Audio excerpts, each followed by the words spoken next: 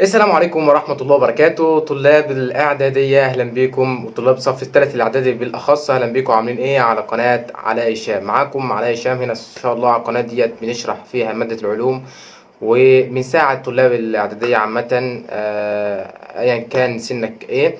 بس أنا بتكلم دلوقتي على الفيديو ده بالخصوص كمان أنت تعمل إيه لو واقع في العلوم دلوقتي.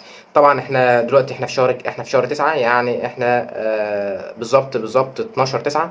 يعني عدى حوالي، لو انت بادئ في شهر 8 عدى شهر ونص، ولو انت بادئ في 9 فانت عدى عليك نص شهر بس تقريبا. بس تعمل ايه لو انت مثلا عدى عليك تقريبا؟ المفروض دلوقتي تبقى انت مخلص اقل حاجه الوحده الاولى من ماده العلوم، وهي وحده الحركه في اتجاه واحد، والتمثيل بين الحركه في خط مستقيم، والدرس الثالث لماده العلوم. طب تعمل ايه لو انت واقع فيهم واصحابك كلهم مقدمين عنك؟ ما تقلقش خالص، لسه بدري، امتحاناتك لسه في شهر واحد، فبالراحه وعلى مهلك وما تقلقش خالص. اهم حاجه دلوقتي ما تتوترش، لان انت لو اتوترت تبقى كده كارثه كبيره جدا جدا جدا. لا، ما تتوترش خالص، علشان مش مستاهله، انت لسه بدري وتقدر تلم اللي فاتك. هتعمل ايه طيب؟ هشوف دلوقتي مدرس انت ماشي معاه، كان المدرس ده، احنا طبعا بنشرح هنا ماده علوم فانت لازم تبقى مشترك في القناه ولازم تبقى متابعني يعني. هتشوف ان ايا كان المدرس انت ماشي معاه ماشي فين. مثلا دخل الوحده الثانيه، اول درس في الوحده الثانيه وانت مضيع الوحده الاولى، تعمل ايه؟ تاخد الوحده الثانيه عادي جدا ولا كأن حصل اي حاجه، تمشي مع مدرسك وتروح تاخد نص الدرس الاول وتحفظه كويس.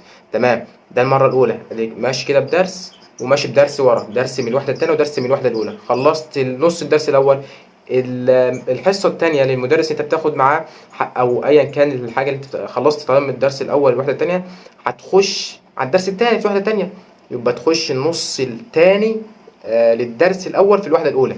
يبقى انت كده خلصت درسين من وحده معلش، درس من الوحده الثانيه او درسين ايا كان، حصتين يعني، ودرس من الوحده الاولى. فاضل لك كده درسين في الوحده الاولى بس. هتبدا تمشي على نفس النظام ده وعلى نفس النسق ده، تاخد شويه من قدام وشويه من ورا، شويه من قدام وشويه من ورا، وتبدا تحل على اللي ورا وعلى اللي قدام وتراجع.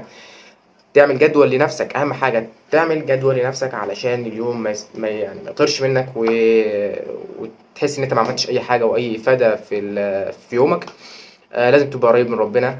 حتى لو كنت بتعمل فترة الإعدادية دي فترة مراهقة شوية، فأنت مهما كنت بتعمل أي حاجة أنت بتعملها لازم تستغفر ربنا وتتوب وترجع له تاني. عادي، ما تقلقش. أهم حاجة تتوب وترجع تاني. ربنا قال سبحانه وتعالى: ادعوني أستجب لكم. فأنت لازم تدعي ربنا وتقرب من ربنا أكتر وتتوب لربنا سبحانه وتعالى عشان ربنا يوفقك في اللي جاي، وإن شاء الله تقفل مادة العلوم وتقفل كل المواد.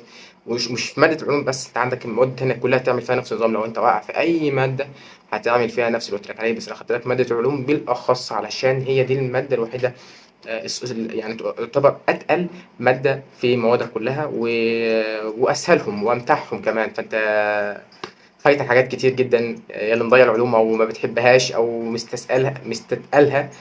فلا، هي مادة كويسة جدا وحبها، حاول تحبها وحاول تروح مع مدرس يحببك في المادة أكتر.